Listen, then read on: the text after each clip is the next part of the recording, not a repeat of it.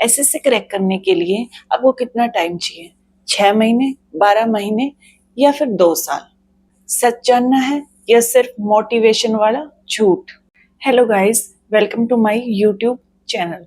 आई am Priyanka और मैं पिछले 5 साल से भारत सरकार में अपनी सेवाएं दे रही हूँ और मैंने अपने इन 5 सालों में अपने बहुत सारे दोस्तों को एसएससी सीजीएल के लिए स्ट्रगल करते हुए देखा है। जब भी एसएससी सीजीएल का रिजल्ट आता है, आपने बहुत सारे लोगों का इंटरव्यू देखा होगा जिसमें वो बताते हैं कि उन्होंने 3 महीने में एग्जाम को क्रैक कर दिया, 4 महीने में एग्जाम को क्रैक कर दिया।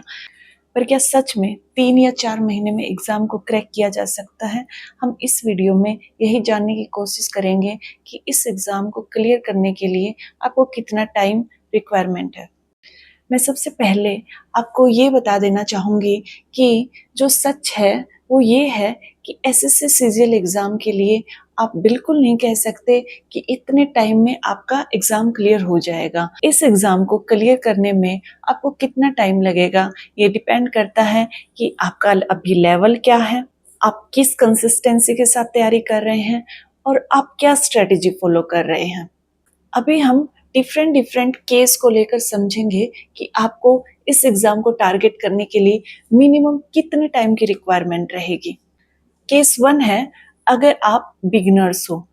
देखिए, अगर आप इस जर्नी को बिगिन कर रहे हो, इससे पहले आपका ना तो मैथ स्ट्रॉन्ग है और ना ही आपकी ग्रामर इंग्लिश इतने स्ट्रॉन्ग है, तो अब मैं आपको बताना चाहूंगी कि आपको इस जर्नी में कम से कम, मैं कह रही हूँ कम से कम 1 साल 12 महीने जरूर लगेंगे।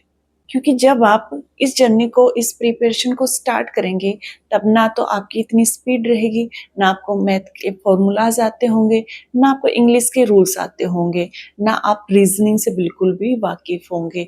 तो सबसे पहले आपको हर एक सब्जेक्ट के बेसिक्स क्लियर करने पड़ेंगे। जब आप बेसिक्स क्लियर करेंगे तो आपकी स्पीड नहीं आएगी। जब आपके बेसिक्स क्लियर हो जाएंगे, फिर आपको फोकस करना पड़ेगा अपनी स्पीड बढ़ाने पर और उसके बाद आपको मल्टीपल रिविजन्स की भी जरूरत पड़ेगी।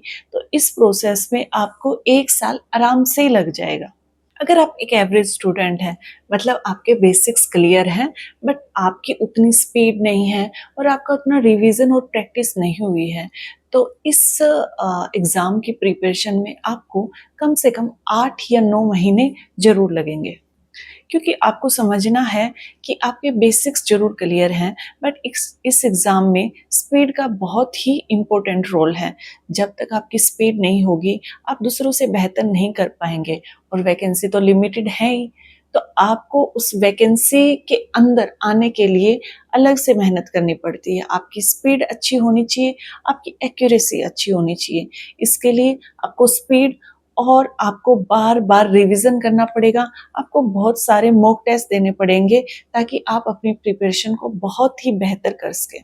थर्ड केस है, जो स्टूडेंट्स पहले ही प्रिपरेशन कर चुके हैं और जो एग्ज़ाम को रिपीट कर रहे हैं। देखिए, जो स्टूडेंट पहले इस एग्ज़ाम में बैठ चुके हैं और दोबारा से एग्ज़ाम देना चाह रहे हैं, तो उनको भी इस प्रोसेस में कम से कम 5 या 6 महीने लग जाएंगे। क्योंकि एग्ज़ाम में मैथ्स और इंग्लिश का पोर्शन चाहे सेम रहता हो, लेकिन जीके के अंदर जो करंट अफेयर वाला पोर्शन है, वो हर महीने बदलता रहता है। आपको हर महीने उसका रिवीजन करना पड़ता है। ऐसा नहीं है कि आपने प्रिपरेशन, जब आपने पहले प्रिपेयर किया था एग्जाम के लिए, तब आपने जो तैयारी करी थी वही काफ़ी है। आपको करंट अफेयर, करंट जो गवर्नमेंट की स्कीम्स है आती हैं, उनको भी रिवीजन करना होता है। साथ में आपको उस चीज़ पे भी काम करना होता है कि आपका पिछली बार क्यों नहीं हो पाया था। जो रीजंस थे, आइदर इट में बी योर स्पीड और इट में बी योर टाइम मैनेजमेंट, आपको उन चीज़ों पर भी ध्यान देना होता है। तो अगर जो बच्चे एग्ज़ाम को रिपीट भी कर रहे हैं, उनको भी 5 से 6 महीने अपने पहले से ही एडवांस में प्रिपरेशन स्टार्ट कर देनी चाहिए। जैसा कि मैंने आपको वीडियो के स्टार्टिंग में ही बता दिया था कि ये एग्ज़ाम सिर्फ आपके लेवल पे डिपेंड नहीं करता, इसमें बहुत इंपॉर्टेंट रोल प्ले करता है, वो है कंसिस्टेंसी। तो आपने बहुत बार देखा होगा कि बहुत स्टूडेंट ये 1 साल, 2 साल, 3 साल तक लगातार तैयारी करते हैं, लेकिन फिर भी वो इस एग्ज़ाम को क्लियर नहीं कर पाते। वहीं दूसरी ओर कुछ स्टूडेंट्स होते हैं जो 1 साल या 6 महीने या 7 महीने तैयारी करते हैं और वो इस एग्ज़ाम में बेहतर परफॉर्म कर देते हैं। देखिए इसके जो मेन रीजंस है वो हैं दो। पहला है कि द क्वालिटी ऑफ स्टडी। देखिए ऐसा ज़रूरी नहीं है कि आप 6 से 8 घंटे बस बैठे हैं बुक्स को लेके, तो दैट डज़न्ट मीन कि आप पढ़ रहे हैं। आपको एक डेडिकेशन के साथ, मतलब जब आप पढ़ाई कर रहे हैं तब आपका पूरा फ़ोकस पढ़ाई पर ही होना चाहिए। तभी हम कह सकते हैं कि हमने 6 घंटे या 7 घंटे पढ़ाई की, और उसके साथ-साथ आपको कंसिस्टेंटली डेली पढ़ाई करनी है। आप 6 घंटे पढ़ रहे हैं दिन में या 8 घंटे पढ़ रहे हैं, आपको कोशिश करनी है कि आप डेली इतना टाइम अपनी पढ़ाई को डेडिकेट करें। और इसका दूसरा रीज़न होता है रिविजन्स।